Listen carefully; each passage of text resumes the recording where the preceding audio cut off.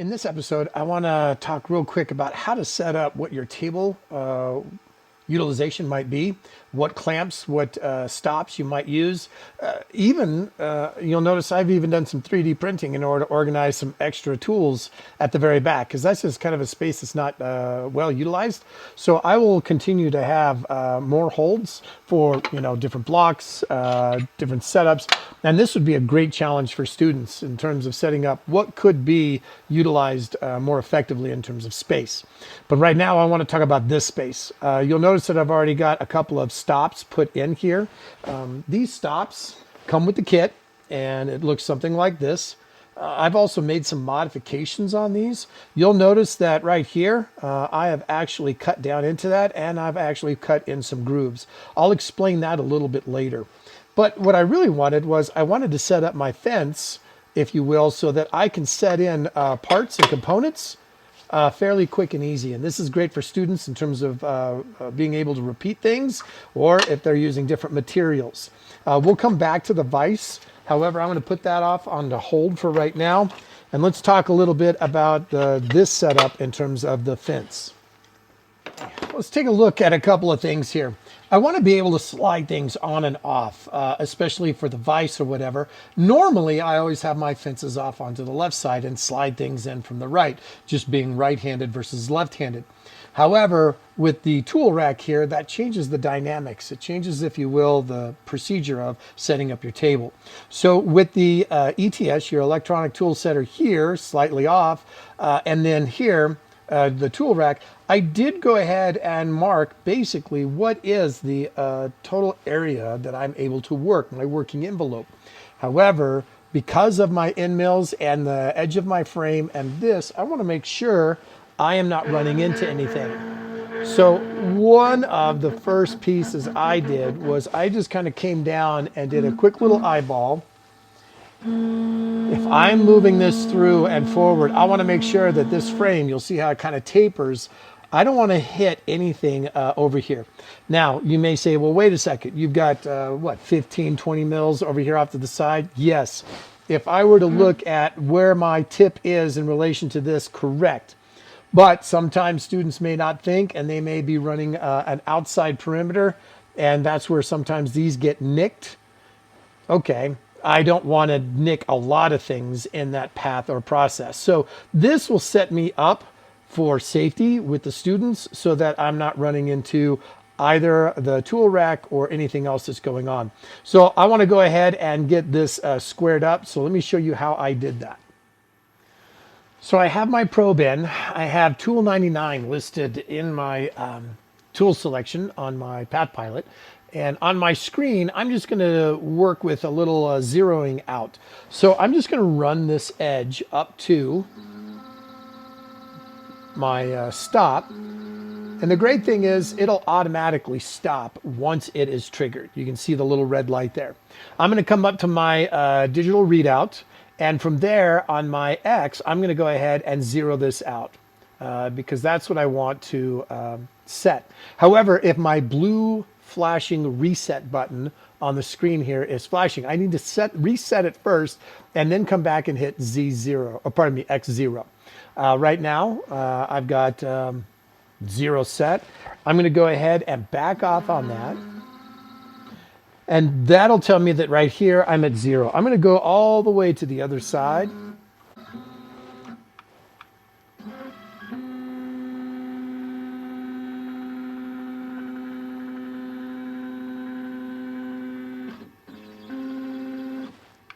And now I'll run into the edge again, like I did on the other side.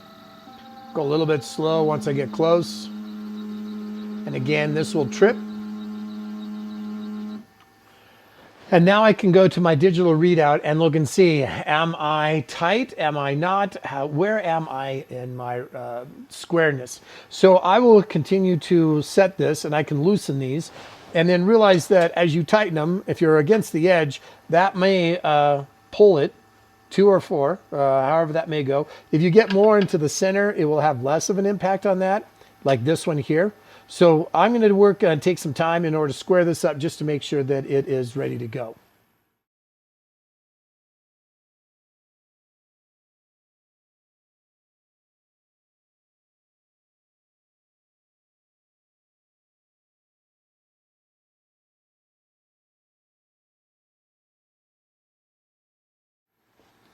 All right, so where am I at? I am at a difference of 0.026 millimeters. So in terms of inches, I'm at, what, 1/1000? And that may or may not be good enough for your institution, your work environment. But I would say for middle school, for high school, that should be pretty decent in order to get things aligned so that students are now able to work. It did take a couple of minutes in order to do this. I would say for a student, this will take about 15 minutes once they're comfortable. However, the first time that they do this, you'll notice that I used my fingers and the butt end of my hammer, and that allows me to feel that movement. Otherwise, they could be here just tapping it back and forth, back and forth, back and forth.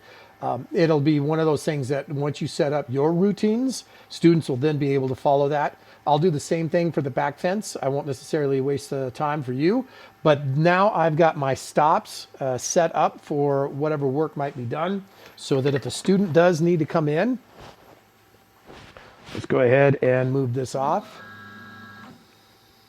Let's go G30. And we'll put it at the back out of our way. Let's go ahead and move it a little bit quicker.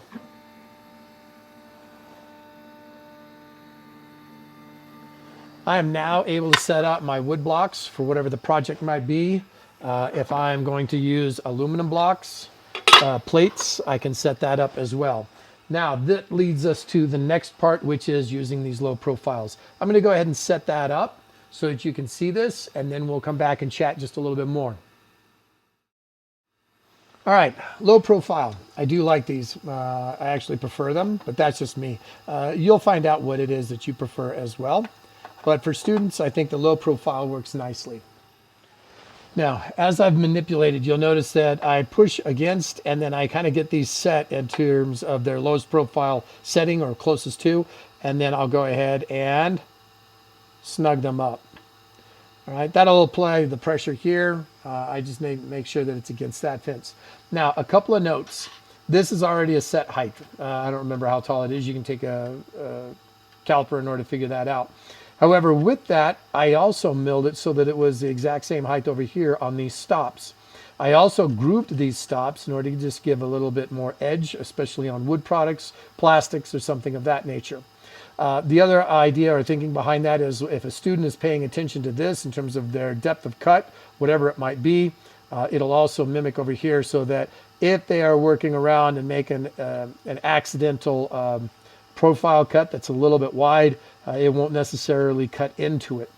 You'll notice here that on this particular example, that's what we had done. This was actually on the bottom side, and then it was fairly tight along the top. So you may cut your stock just a little bit over to have students work, if you will, inside a perimeter that does not come through and attack, if you will, your clamps. Otherwise, you'll see quite a few markings. Nevertheless, there it is set up. I can do whatever that milling might be. I can come over here and touch off a corner. I can do my edges, anything of that nature. So we're going to go through and work on work coordinate offsets at another time with our probe. But I just wanted you to see the initial setup so that we could go through and get this put together. The next part is let's go ahead and put the clamp on.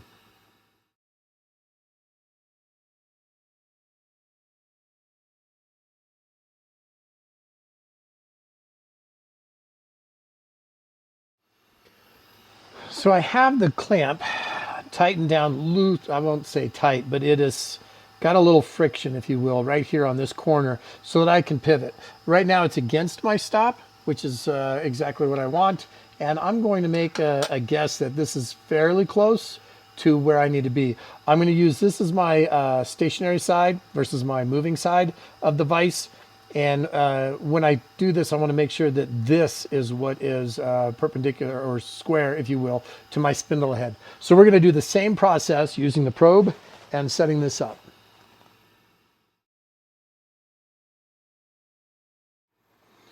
All right, so now I've got that set. I'm going to go ahead and tighten these down. I'll do one last double check on it. Otherwise, now my vise is set. I can work on things. If I need to do something over here, I got a little bit of space.